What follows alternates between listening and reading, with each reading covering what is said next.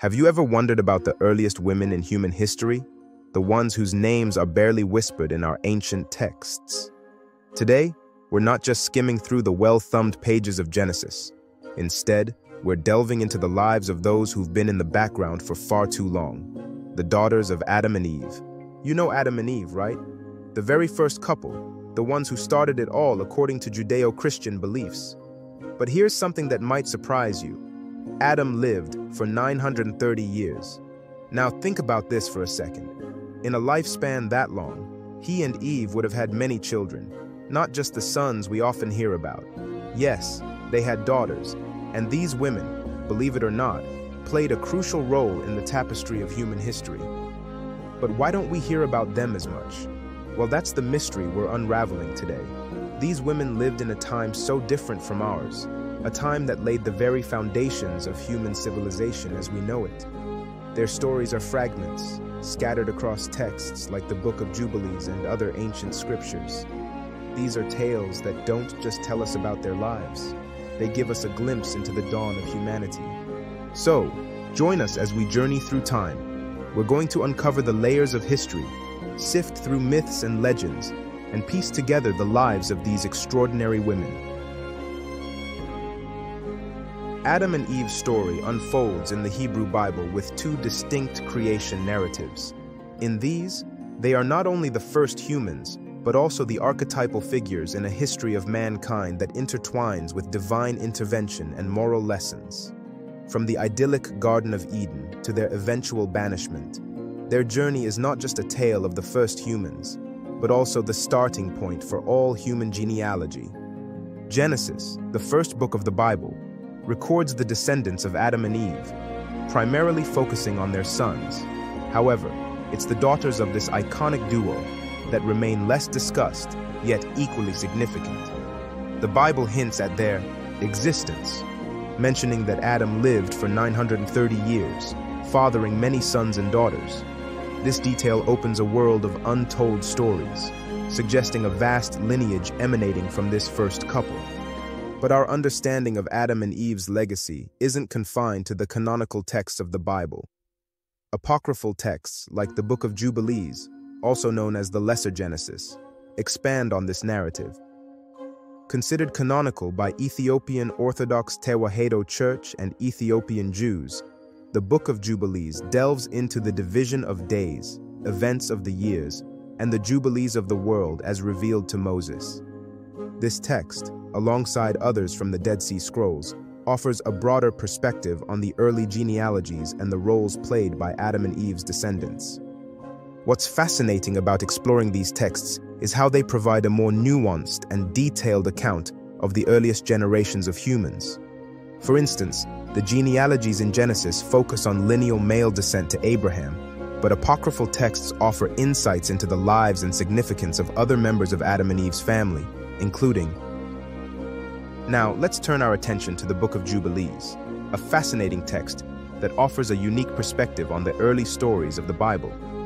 This book, sometimes called Lesser Genesis, is an ancient Jewish apocryphal text, meaning it's a religious work that isn't part of the standard biblical canon. But don't let that fool you. The insights it offers are invaluable for understanding the early biblical era.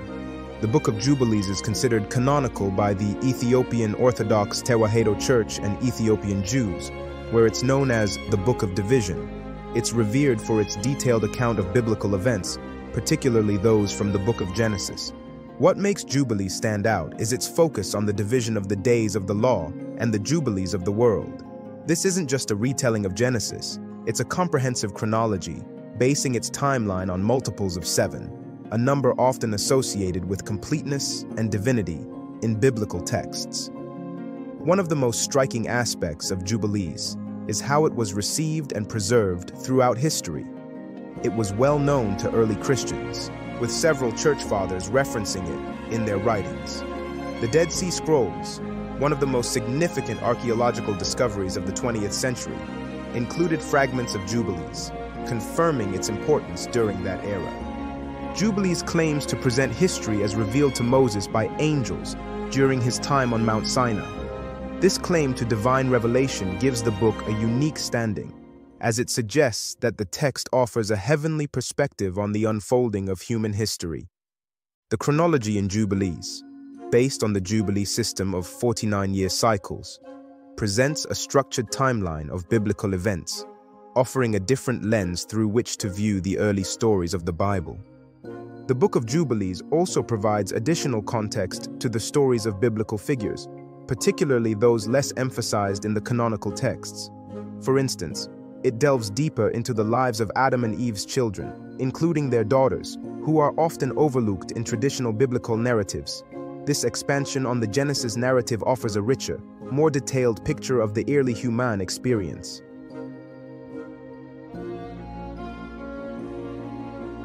Now let's focus on the lesser-known yet equally important figures in the early chapters of human history, the daughters of Adam and Eve.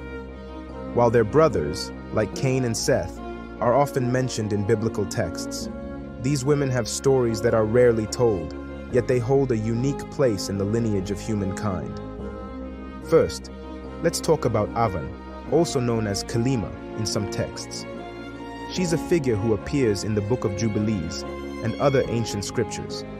Her story is particularly intriguing because she is not only Cain's sister, but also his wife.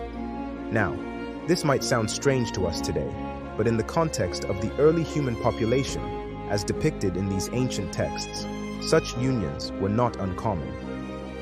Avan's role as the mother of Enoch, not to be confused with the Enoch in the Book of Enoch, places her at the heart of the early genealogical tree of humanity. Then, there's Azura, another daughter of Adam and Eve, whose life story takes a dramatic turn. Initially, she was Abel's wife. However, after Abel's untimely death, she married his brother Seth. This union is not just a mere family tie, it's a crucial link in the biblical lineage. Azura, as the mother of Enos and other children, played a significant role in the genealogy that leads to Noah. Her story, as presented in these ancient texts, provides a glimpse into the complex familial dynamics of the earliest humans. These stories of Avan and Azura offer us a window into a world vastly different from our own, a world where the first families of humankind navigated the challenges of life in ways that might seem alien to us now.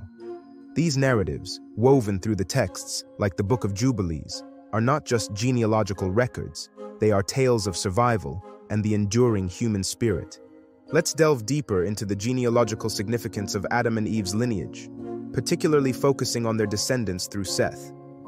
This lineage is not just a list of names. It represents the unfolding of early human history and its connection to key biblical events. Seth, as you might know, is one of the sons of Adam and Eve. He was born after the tragic death of Abel and plays a pivotal role in biblical genealogy. Seth's importance comes from his role as the ancestor of Noah, a central figure in the story of the Great Flood. This lineage, therefore, connects the very creation of humanity to one of the most significant events in the Bible. The genealogy through Seth is detailed in the Book of Genesis and other ancient texts. It highlights a line of descent that includes several notable figures, such as Enos, the son of Seth and Azura. Enos is particularly interesting because he is known for his piety and for initiating the practice of calling on God's name. This act symbolizes a deepening of the human-divine relationship and marks a significant moment in the spiritual development of early humans. Now, why is all this important? Well, understanding the genealogical significance of these early biblical figures helps us appreciate the continuity and evolution of religious and cultural narratives over time. It's like tracing the roots of a tree. By following the branches of Seth's lineage, we get a clearer picture of how ancient stories and beliefs have shaped and influenced the world we know today.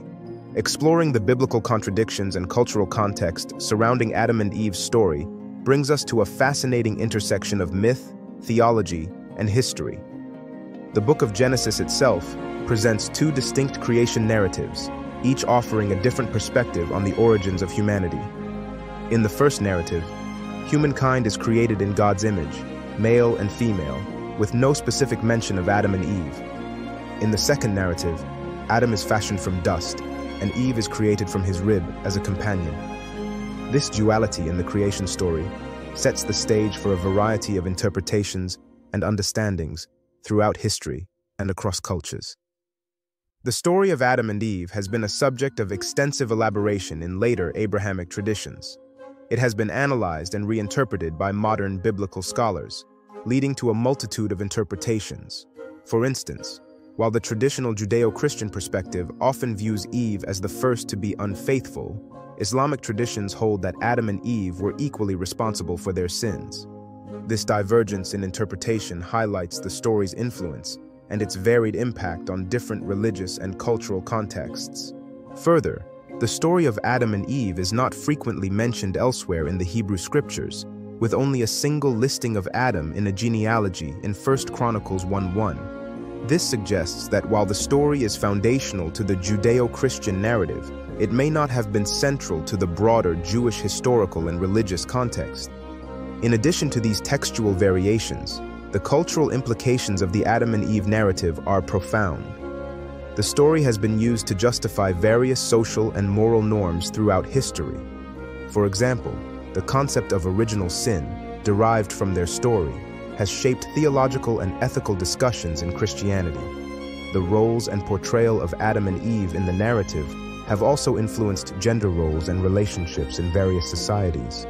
Also, in Genesis 5:4 states that Adam had other sons and daughters, but it doesn't specify how many. This lack of detail has led to various interpretations and traditions regarding the extent of Adam and Eve's progeny. Jewish tradition, for instance, offers more expansive views on the number of children Adam and Eve had.